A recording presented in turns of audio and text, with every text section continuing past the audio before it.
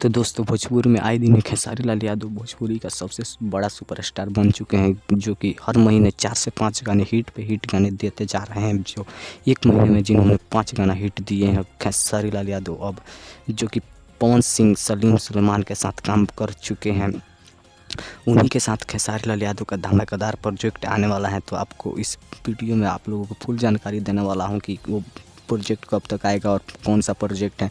तो मेरे चैनल को सब्सक्राइब करके बेल आइकन दबा लीजिए, ऐसे ही न्यू खबर जल्दी से पाने के लिए भोजपुरी की। तो दोस्तों खेसारी लाल यादव का सलीम सुलेमान के साथ बहुत ही जल्द आने वाला है प्रोजेक्ट, जो कि एक सैड सॉन्ग होगा, जो कि धमाकेदार सैड सॉन्ग होगा खेसारी लाल यादव के आवाज़ में। तो आप लोग देखना मत भूलिएगा और सुनना मत भूलिएगा, जो कि बहुत ही जल्द आने वाला है।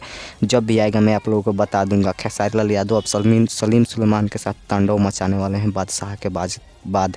तो मेरे चैनल के साथ बने रहिए, आप लोगों को वीडियो ज़रूर मिलेगा। जब तक गाना आएगा तब तक आप लोगों को न्यूज़ मिलता ही रहेगा ऐसे ही खेसारी लाल यादव के बारे में और पवन सिंह के बारे में।